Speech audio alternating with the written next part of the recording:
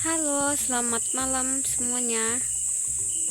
Perkenalkan, nama saya Eriana Pika. Saya dari Prodi Kewirausahaan 2019. Nah, di video kali ini saya akan membuat video pembelajaran tentang rencana aksi untuk mewujudkan pertumbuhan ekonomi hijau dan kemajuan pertumbuhan ekonomi hijau.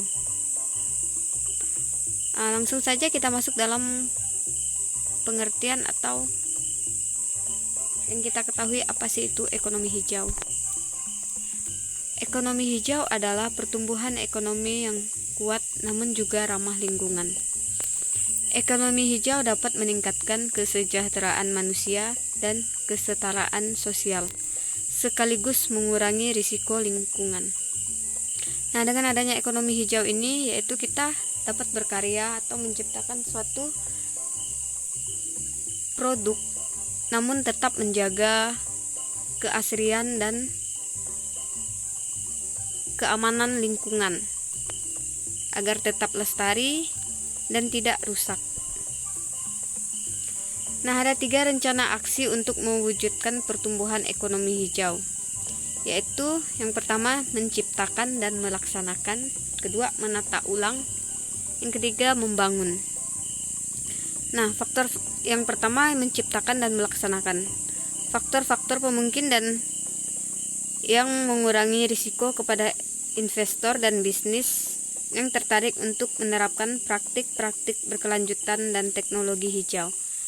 Nah, di sini menciptakan dan melaksanakan, yaitu sebagai pelaku bisnis kita bisa memanfaatkan sumber daya yang telah tersedia yang ada di sekitar kita menjadi sesuatu yang memiliki nilai. Nah, yang kedua yaitu menata ulang, yaitu kebijakan, rencana, dan proyek-proyek nasional dan daerah untuk memastikan bahwa manfaat sosial dan lingkungan dan biaya sepenuhnya terintegrasi dari awal. Yaitu misalnya kebijakan dalam menata apa yang perlu dilakukan untuk memanfaatkan lingkungan dan sudah direncanakan sejak awal. Yang ketiga yaitu membangun kapasitas dan lembaga serta menjamin tata kelola yang baik untuk mendukung kebijakan, rencana, dan proyek pertumbuhan ekonomi hijau.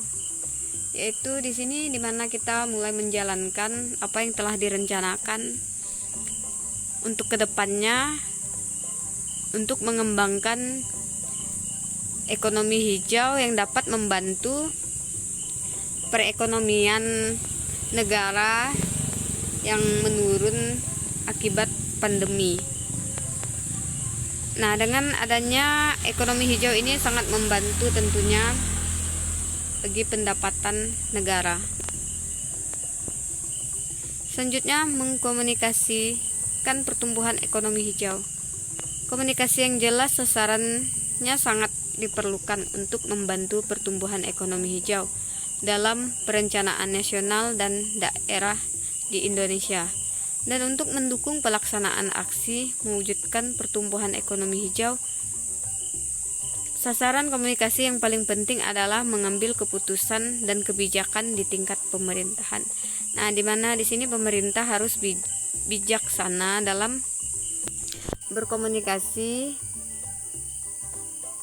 baik di daerah-daerah tertentu yang memiliki potensi lingkungan yang dapat dikembangkan untuk dijadikan sebuah hal atau sesuatu yang berguna dan memiliki nilai.